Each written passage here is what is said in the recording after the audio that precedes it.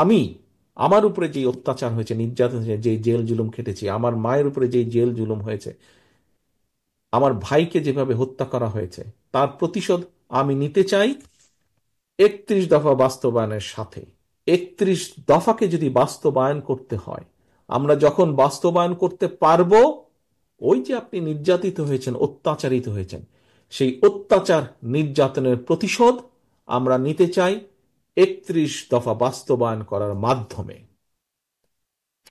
31 দফা দেশ এবং জনগণের পক্ষে 31 দফা বাস্তবায়ন করার মাধ্যমে আমি আমার উপরে যে অত্যাচার হয়েছে, নির্যাতন হয়েছে, যে জেল জুলুম খেটেছি, আমার মায়ের উপরে যে জেল জুলুম হয়েছে, আমার ভাইকে যেভাবে হত্যা করা হয়েছে, তার প্রতিশোধ আমি নিতে চাই 31 দফা বাস্তবায়নের সাথে। এখন আমার এই পলিসির সাথে আপনারা কারা কারা একমত, দয়া করে যদি হাত তুলেন কষ্ট করে। আপনার বিরুদ্ধে যে অত্যাচার নির্যাতন হয়েছে, আপনার পরিবার যে কষ্টের মধ্যে দিয়ে গিয়েছে, সকল কিছুর প্রতিশোধ নিতে চাই আমরা 31 দফা বাস্তবায়নের সাথে। আপনারা সবাই একমত আমার সাথে? এটিই হবে আমাদের প্রতিশোধ নেওয়ার উপায়। প্রিয় সহকর্মীদের ধন্যবাদ, হাত নামান।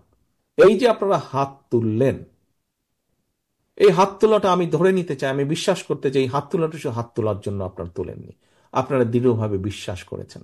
আমি তখন একজনকে একটি কথা বলেছিলাম, কাকে বললাম আমি, লেলিনকে বোধহয় বললাম, খুব সম্ভব নাকি, যে আহ, যদি বিএনপি যায় কেন, যদিটা কেন বলবেন আপনি?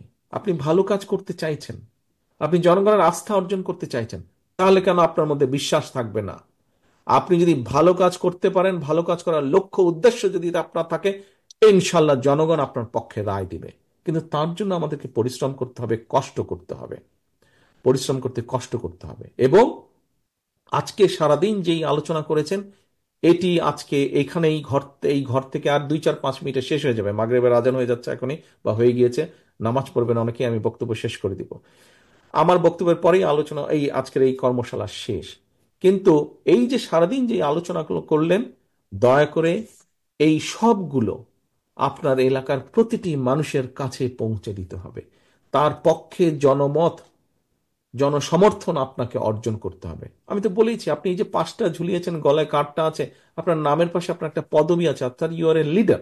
আপনি একজন নেতা হিসেবে উপস্থিত হয়েছেন, এবং নেতা হিসেবে আপনার কাজ হচ্ছে, অন্যতম প্রধান কাজ হচ্ছে দলের পক্ষে জনসমর্থনকে একত্রিত করা, জনসমর্থনকে ঐক্যবদ্ধ করা, দলের পক্ষে জনসমর্থনকে এক জায়গায় নিয়ে আসা।